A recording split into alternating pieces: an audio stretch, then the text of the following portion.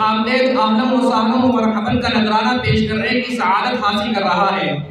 کہ آپ نے اپنی گوناگوں مصروفیات اور حد درجہ مشغولیات میں سے اپنا قیمتی وقت نکال کر ہماری اس بزم کو زینت بخشی۔ ہم آپ کی یہاں حوصلہ افزائی اور تشریف آوری پر کتنے ممنون و مشکور ہیں، اس کو بیان نہیں کیا جا سکتا۔ دوستو، میں اس بات کا ذاکر سے معترف ہوں کہ جو آج عظیم ترین ذمہ داری میرے نامور شاگردوں پر ڈالی گئی ہے، بندہ قطعاً اس کا حامل نہیں تھا، اور یہ حقیقت بھی ہے کہ ایک ادنا سا طالب علم ایک عظیم الشان بزم کی نظامت کے فرائض کو کیسے انجام دے سکتا ہے۔ لیکن الامر فوق الادب کے تحت بندہ اپنے ان اساتذہ کرام کا شکر گزار ہے جو میرے لیے محسن و مربی ہیں، جن کا اشارہ میرے لیے حکم سے بڑھ کر ہے، جن کی اطاعت میرے لیے عین سعادت اور مقصد حیات ہے۔ اس لیے ان کے کسی حکم سے روگردانی کرنا بندہ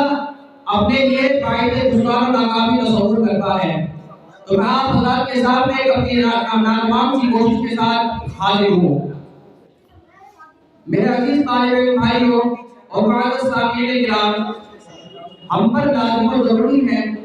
کہ ہم اپنے پروگرام کو حتی المقدور ظاہری اور معنوی خوبیوں سے مزین کر کے پیش کریں، جس میں ایک جانب رب الجلال کی تلاوت بسعادت ہوگی، تو وہیں دوسری جانب تاجدار بطحہ محمد عربی صلی اللہ علیہ وسلم کی بارگاہ اقدس میں عقیدت و محبت سے لبریز نامے ہوگی، جس میں ایک جانب مقرر شعلے بیان اپنے باقی زمین کو بحسن و خوبی ادا کریں گے، وہیں دوسری جانب مقرر شیریں بیان دل پر اثر کرنے والی تقاریر آپ حضرات کے سامنے پیش کریں گے۔ عزیزان گرامی قدر، ہمیں اس پروگرام کو منزل مقصود تک پہنچانے میں آپ کی اور آپ کے تعاون و موافقت کی اشد ضرورت ہے۔ آپ کے تعاون اور موافقت کے بغیر ہم اس پروگرام کی منازل کو بحسن و خوبی طے نہیں کر سکتے۔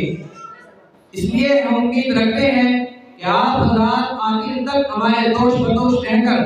ہماری اس بزم کو اختتام تک پہنچانے میں ہمارے معاون و مددگار ہوں گے۔ معزز سامعین کرام، اکابر خلف و سلف کا یہ دستور سعید رہا ہے کہ جب وہ کسی مجلس کا انعقاد کرتے ہیں تو انعقاد سے قبل ایک ایسی اول العزم فقیر المثال عظیم المرتبت کا انتخاب کرتے ہیں جو علم و عمل فکر و فن میں ممتاز حیثیت کے قابل ہو۔ تو میں اکابر کے اس طریقے ادیب پر عمل پیرا ہوتے ہوئے تحریک صدارت پیش کرنے کے لیے مدعو کر رہا ہوں محمد سعادت صلی اللہ علیہ وسلم کو کہ وہ آئیں اور اپنی تحریک صدارت پیش کریں۔ موضوع کا اس پر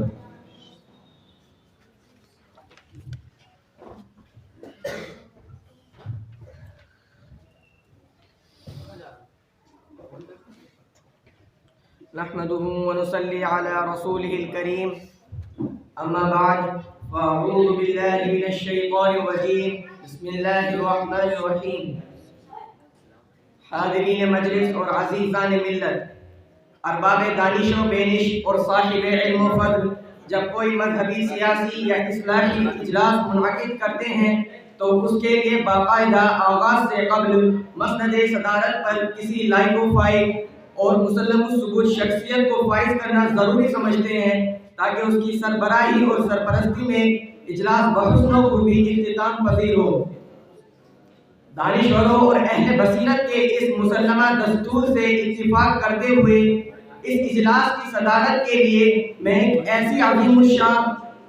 ہماگیر و ممتاز شخصیت کا نام پیش کرتا ہوں جن سے میری مراد دارالعلوم دیوبند کے مائناز سپوت بے مثال عالم دین حضرت الاستاذ مولانا محمد شمیم عادل قاسمی ناظم تعلیمات جامعہ ہانہ ہے۔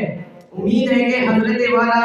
اس منصب جلیلہ کو قبول فرما کر ہم کارکنان اجلاس کی رہنمائی فرمائیں گے۔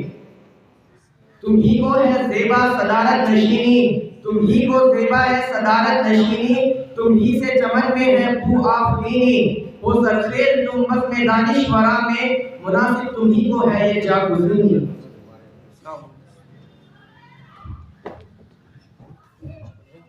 اب میں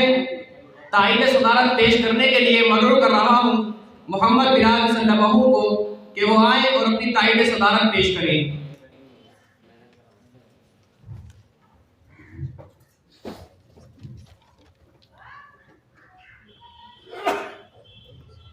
الحمد لله والصلاة والسلام على نبينا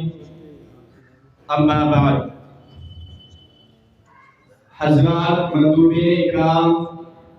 اور مہمانان اعزام، میں خود اپنی طرف سے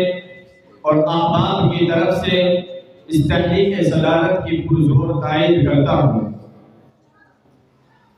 چمن کے ہر شگفتہ گل سے جیسے پیار ہے سب کو، چمن کے ہر شگفتہ گل سے جیسے پیار ہے سب کو، تحریک صدارت سر محفل صدارت آپ کی تسلیم ہے سب کو۔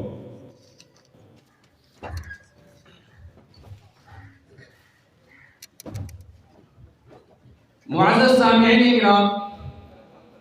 تحریک تائید و صدارت کے بعد اب میں باضابطہ اپنی مجلس کا آغاز کرنے جا رہا ہوں۔ دوستو، اہل دنیا کا یہ دستور رہا ہے کہ جب کوئی اپنی کسی مجلس کا آغاز کرتا ہے تو کوئی ربن کاٹ کر، کوئی شمع جلا کر، کوئی دیگر واقعات و خرافات کو انجام دے کر آغاز کرتا ہے،